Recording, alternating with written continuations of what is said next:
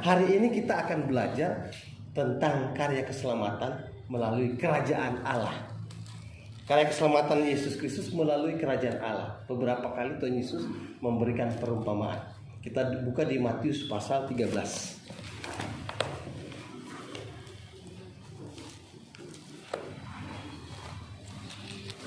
Matius 13 ayat 31 sampai ayat yang ke-33.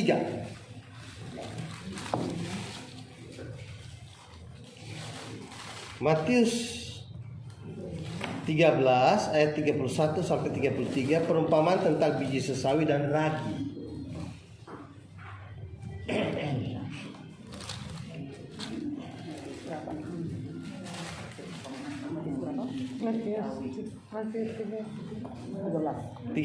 Matius 13 ayat 31 sampai 33. Saya akan baca ayat 31, ibu-ibu baca ayat 32, 33 kita baca sama-sama. Yesus membentangkan suatu perumpamaan lain lagi kepada mereka. Katanya, hal kerajaan surga itu seumpama biji sesawi yang diambil dan ditaburkan orang di ladangnya. Memang biji yang paling dari saudara apabila sudah tumbuh, sesawi itu besar dari sayuran yang lain. Kata menjadi pohon sehingga menyebut udara datang bersarang pada cabang-cabangnya. Bersama-sama dan ia menceritakan perumpamaan ini juga kepada mereka. Hal kerajaan surga itu seumpama ragi yang diambil seorang perempuan dan diadukkan ke dalam tepung terigu 3 sukat sampai kamil seluruhnya. Demikian firman Tuhan. Yang berbahagia kita terus baca firman Tuhan, baca Alkitab, dan merenungkan serta melakukan dalam hidup setiap hari. Nah, di ayat 31 dibilang hal kerajaan surga. Tapi seringkali di yang lain dibilang hal kerajaan Allah. Kerajaan surga dan kerajaan Allah. Menurut ibu-ibu, kerajaan Allah dan kerajaan surga itu sama atau beda? Sama. Pemiliknya sama pemiliknya. Kalau kerajaan Allah, kerajaan milik Allah. Kalau kerajaan surga, surga milik Allah. Sama. Betul juga. Betul. Tapi kenapa kok pakai beda? Coba kita lihat di Lukas ya. Di Lukas. Di Markus ya yang paling dekat. Markus bilang. Markus pasal yang ke mana ya? Nah, Markus pasal 1 ayat 15.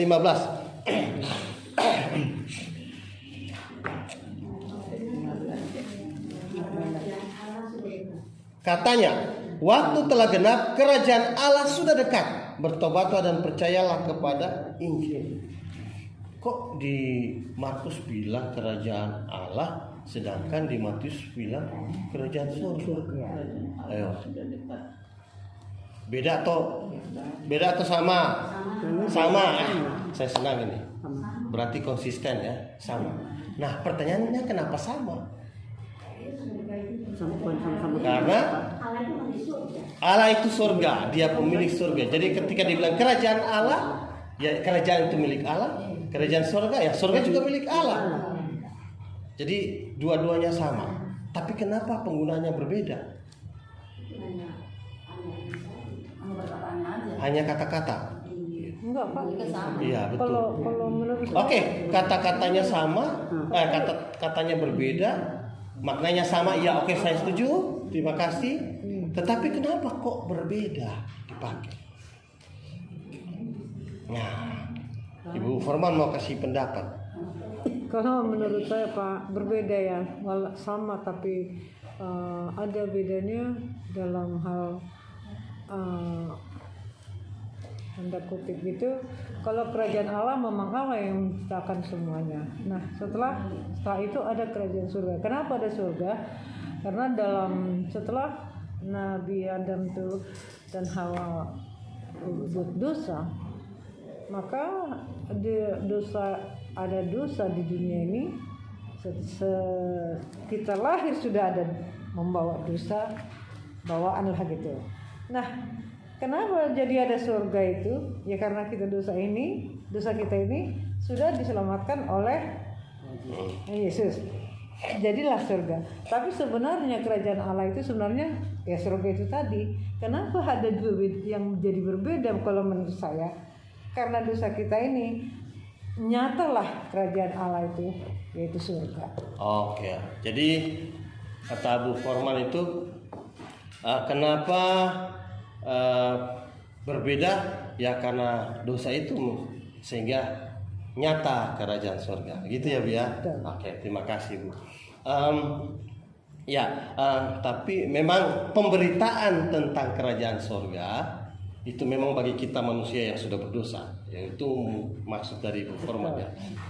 Nah, memang kedua maknanya sama, katanya berbeda. Kenapa katanya ini berbeda? Yang pertama penulisnya, Matius pakai kerajaan surga, Injil Lukas, Injil Markus, Injil Yohanes dia pakai kerajaan Allah. Kenapa ya? Kok begitu? Karena Matius, dia menulis kitab Matius itu dia mau menjelaskan tentang Injil kepada orang-orang Yahudi. Orang Yahudi yang jadi Kristen. Nah, dia tulis kitab ini untuk mereka, dibaca oleh mereka. Dan orang Yahudi punya kebiasaan, mereka tidak bisa mengucap kata Allah.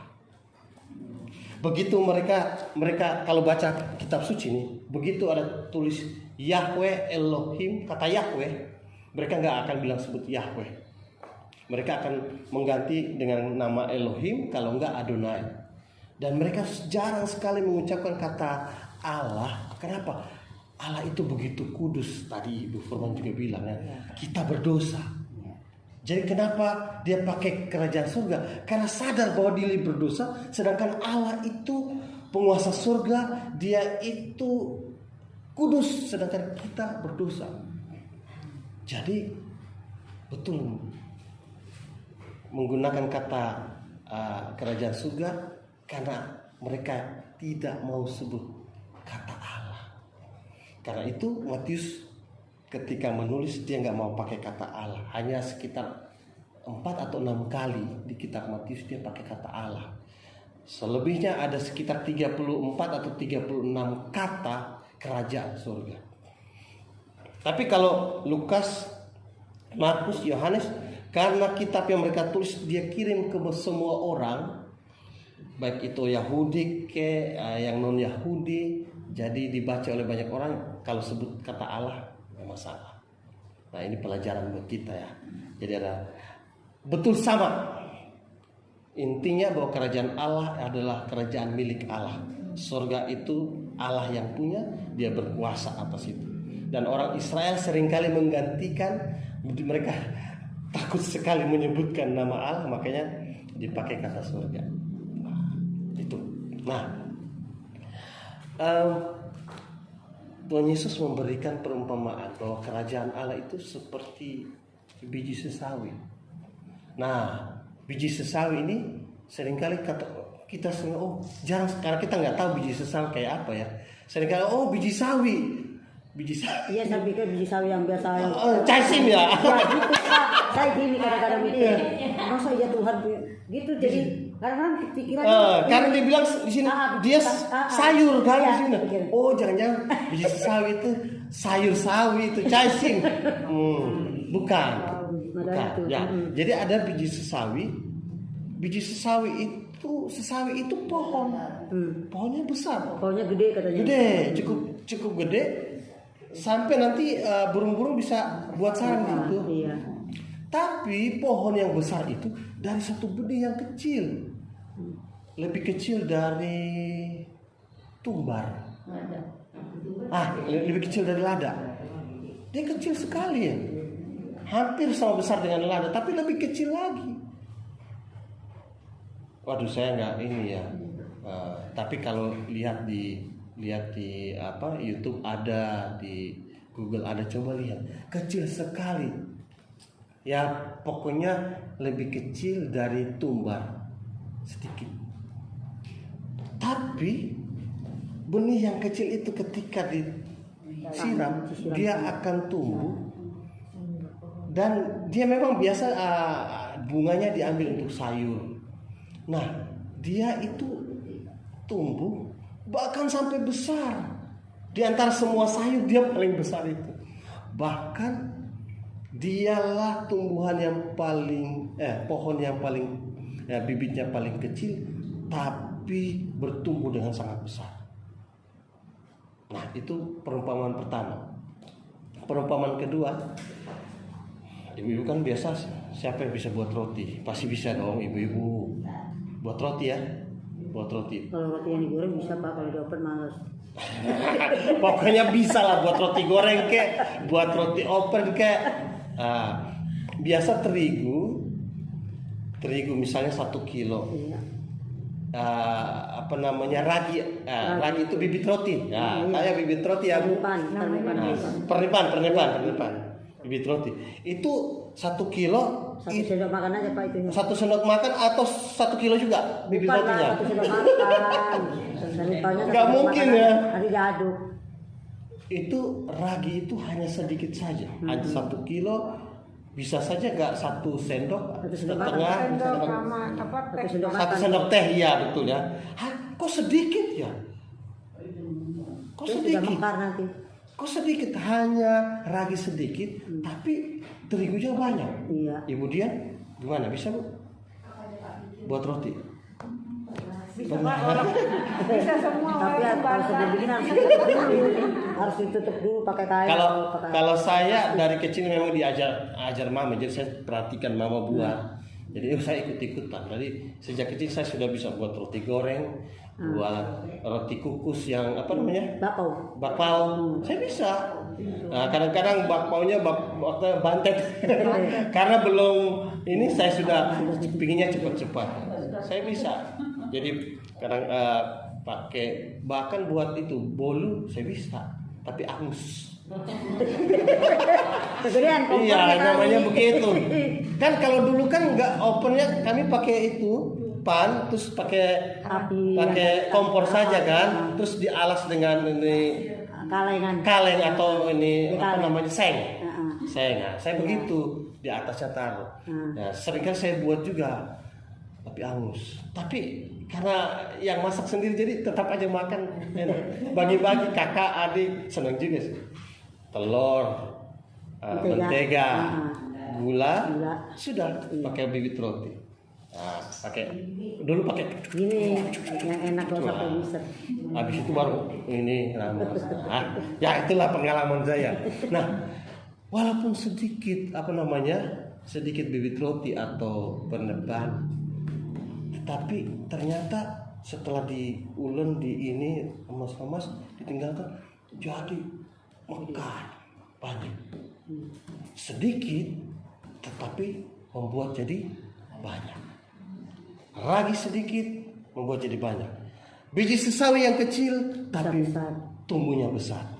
Kedua perumpamaan ini memiliki makna yang sama, jadi nggak beda. Kecil tapi dampaknya besar, sedikit tapi dampaknya juga besar. Jadi perumpamaan ini mau bilang bahwa kerajaan Allah itu walaupun kelihatannya kecil tapi dampaknya besar, betul harus. Injil Tuhan Yesus, berita keselamatan yang saya bilang ya, bahwa Alkitab intinya tentang keselamatan, karya Allah bagi manusia. Itu mungkin hal kecil, mungkin dipikir hanya berita saja, tetapi berita ini bukan sembarang berita. Berita Injil adalah berita yang akan mendobrak. Saya kasih contoh. Jadi kerajaan Allah yang dimaksudkan di sini adalah bagaimana Allah berkuasa atas kita melalui Injil Kristus. Saya kasih contoh. Murid-murid Tuhan Yesus ada berapa? 12. Kurang 1 karena mengkhianat. Hanya 11. Dan kemudian setelah Pentakosta akhirnya ditambahin satu namanya Matias. Jadi 12 tetap, nanti tambah satu lagi ada 13 yaitu Rasul Paulus. Tapi yang mengikuti Yesus hanya 12 orang. 12 orang dibanding dengan penduduk zaman itu sedikit atau banyak? Sedikit banget ya. Yesus dengan 12 murid sedikit sekali. Apa yang bisa dibuat oleh 12 orang ini tambah plus satu pemimpinnya? Dan itu masih muda Tuhan Yesus saat itu. Anak-anak muda. Tuhan Yesus saja baru umur 33,5 tahun. Masih muda, saya lebih tua dari Tuhan Yesus saat itu. Iya, 33,5 tahun. Apa yang bisa dibuat? Yohanes itu anak-anak muda. Masih muda, pengalamannya kurang, apalagi? Apa yang bisa diharapkan? Ya, itu orang-orang yang banyak yang nelayan, ada yang petani, ada sih yang pemungut pajak. Dia kerja di kantor pajak. Namanya Matius yang menulis kitab ini ya. Dia orang Lewi, dia disebut namanya Lewi, tapi dia itu seorang pemungut pajak. Kerjanya di kantor pajak. Wah, banyak. Hepeng, banyak. Tapi dia tinggalkan itu. Apa yang bisa diharapkan dari 12 orang ini?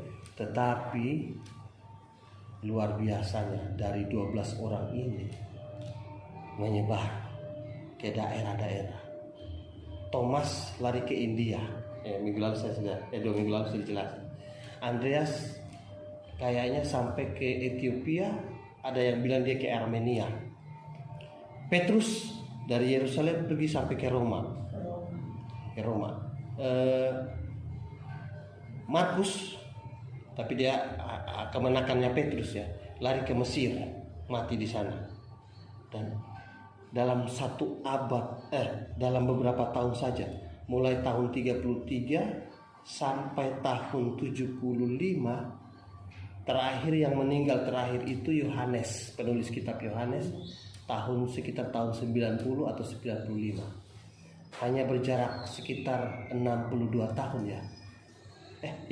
62 tahun atau 63 tahun. Hampir semua mulai dari Yerusalem sampai ke Eropa, berita Injil disebarkan dari hanya 12. Dan abad keempat seluruh Eropa, bahkan sampai di Afrika, sampai di beberapa yang di Iran dan Irak, itu semuanya jadi Kristen dari hanya 12 orang. Jadi Injil itu hal yang kecil, tapi dampaknya besar. Nah,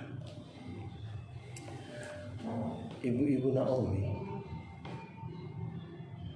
Injil yang ibu-ibu dapatkan, Injil yang ibu-ibu, firman Tuhan yang didengar setiap kali firman Tuhan di sini atau di gereja atau yang dibaca sendiri. Mungkin saat dibaca dampaknya belum terasa, tetapi saya percaya dampaknya luar biasa bagi ibu-ibu, bagi keluarga. Dampaknya luar biasa. Dampaknya apa? Membuat ibu-ibu ketika menghadapi masalah, ingat. Saya kalau dengar cerita Ibu Marpaung bagaimana ketika berdagang, ya walaupun untungnya sedikit, tapi karena ingat firman Tuhan harus jujur kan, dan Tuhan ternyata bekerja luar biasa. Anak-anaknya bisa sekolah, bisa kuliah, menikah sekarang sudah punya cucu, luar biasa. Ibu Sitompul juga saya dengar bagaimana mendidik anak-anak 6 ya, 7. Wah, itu kalau main futsal 5 orang tambah 2 cadangan. Iya, walaupun itu susah, tetapi karena tetap mengajak anak untuk berdoa, menyanyi puji Tuhan sebelum makan, dan Tuhan berkarya luar biasa. Ibu Upi juga bagaimana cerita tentang anak, dan sebenarnya beberapa Sinaga, Ibu tahu, Pak Tobing melayani anak-anaknya, dan ternyata dampaknya itu, walaupun Injil kecil. Karena itu ibu-ibu Naomi walaupun baca firman Tuhan hanya sedikit saja, kalau nggak bisa, tapi saya percaya ibu Naomi kalau baca nggak mungkin hanya satu ayat. Biasanya baca satu pasal atau satu perikop, dan itu akan mendampak bagi hidup kita sampai seterusnya. Jadi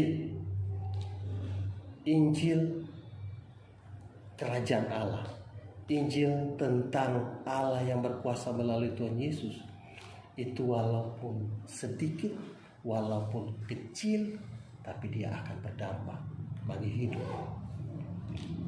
Mungkin sudah pernah dengar atau belum, ada satu cerita ibu-ibu.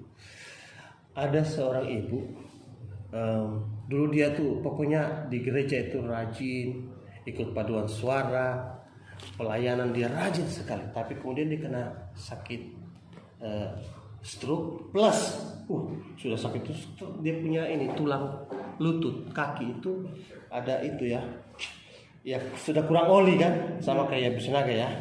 Tapi Ibu Sinaga masih bisa jalan, dia sudah nggak bisa, hanya di kursi roda. Aduh, dia nggak bisa ke gereja, rumahnya jauh, anak-anaknya kalau mau bawa itu susah sekali. Jadi akhirnya dia hanya di rumah saja, hanya di rumah. Aduh, bagaimana? Padahal dia orang yang aktif sekali dulunya. Ini ibu-ibu di sini banyak yang dulu aktif kan. Coba bayangkan kalau sakit, nggak bisa jalan. Saya yakin stres juga ya.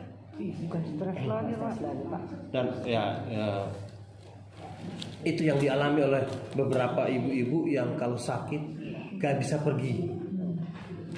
Terutama nggak bisa ke gereja, nggak bisa ketemu sama mama yang lain. Aduh, makanya kalau ada yang sakit kita punya mama harus sering-sering telepon ya, karena itu pengaruh besar sekali. Pengaruh besar sekali. Malu Pak. Kok malu? Tapi betul itu malu lah. Apalagi stres pikir, banyak yang nggak bisa tidur kan? Nah, ibu ini juga mengalami hal yang sama. Tapi kemudian dia ingat bahwa apa yang bisa dia buat? Dia bilang, aduh Tuhan, aku nggak bisa buat apa-apa lagi, banyak belayan nggak bisa. Tapi kemudian bilang, ya sudahlah. Setiap hari pekerjaannya apa? Dia ambil kertas, dia gunting segini aja. Kemudian dia tulis ayat-ayat firman Tuhan. Setiap hari pekerjaannya itu, dia tulis firman Tuhan. Kemudian apa? Dia doakan, Tuhan tolong berkati kertas ini supaya ketika saya lemparkan lewat jendela, terbuang di mana ada orang yang membaca sehingga dikeluarkan. Nah, kemudian itu pekerjaannya dia setiap hari, dan dia gak bosan, dia hanya berdoa. Nah, satu kali dia buang itu kertas, terbang. Kertas itu jatuh di dekat jembatan. Sudah agak sore-sore, dan itu jembatan agak sunyi. Ada seorang pemuda, dia mau bunuh diri.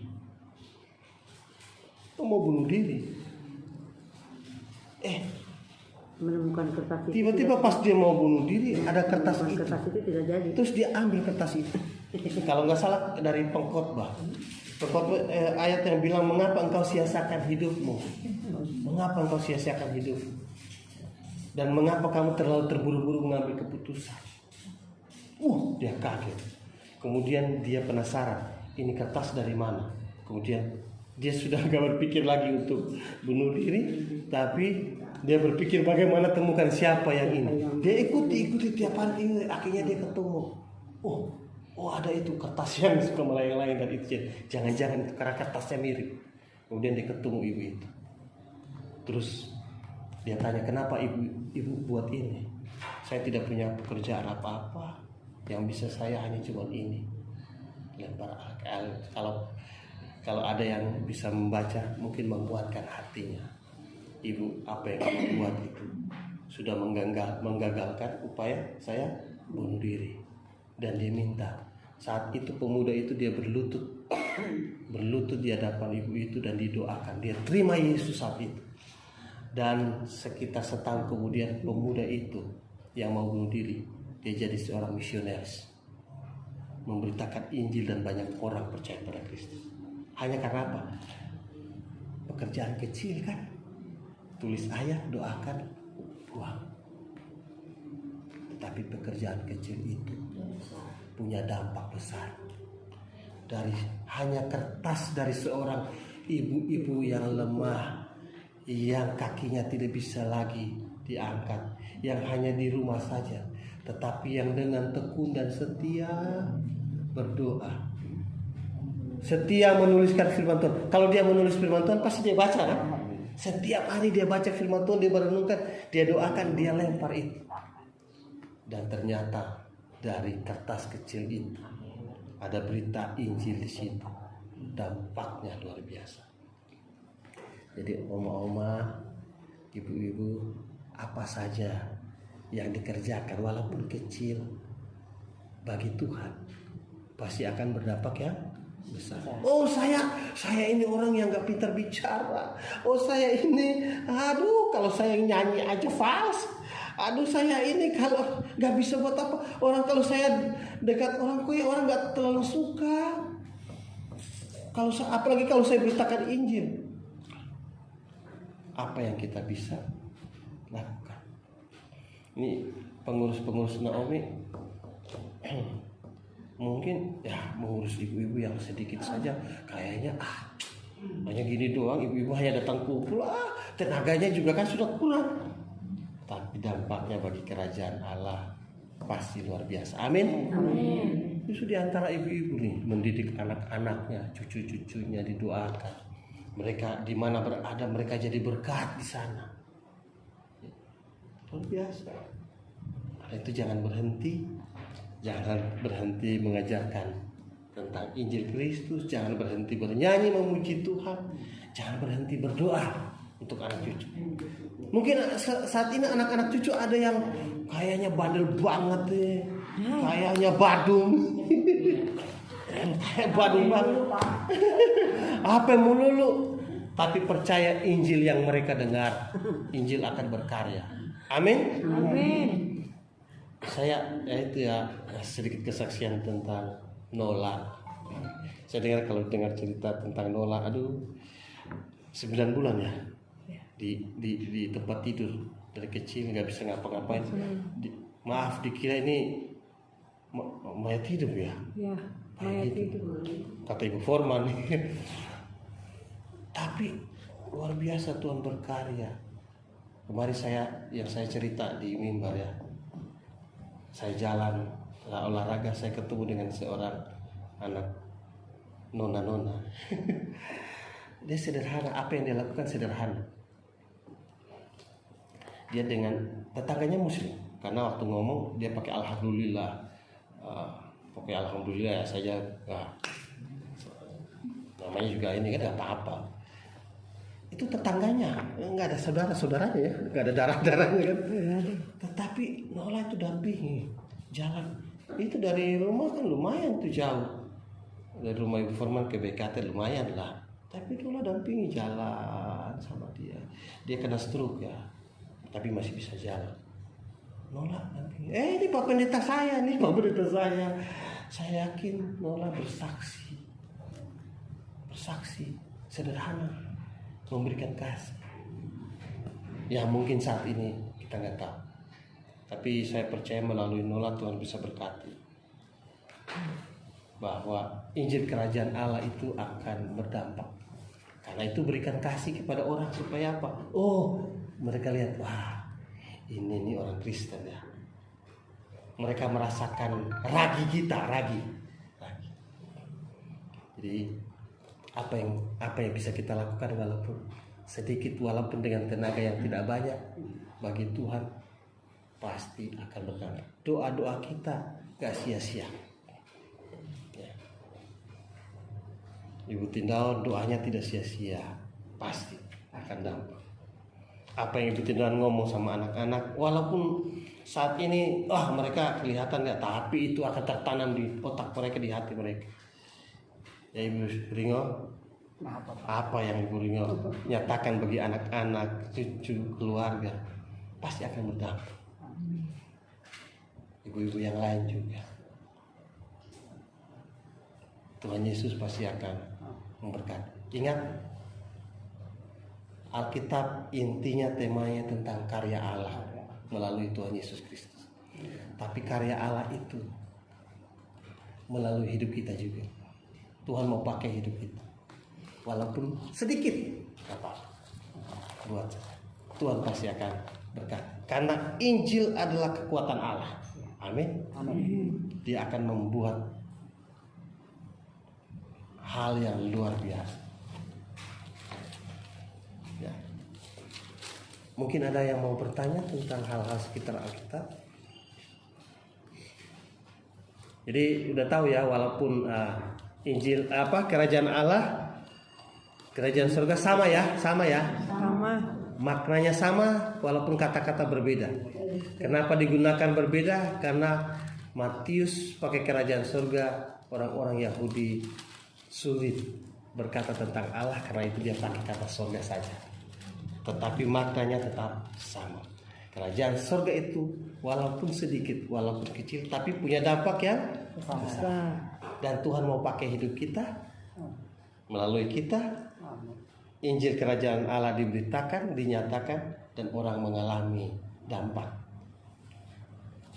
Jadi walaupun ibu-ibu tenaganya nggak terlalu banyak, udah pergi jalan aja, sudah mulai sakit pinggang. Sekarang lutut ya sakit. Lutut sakit.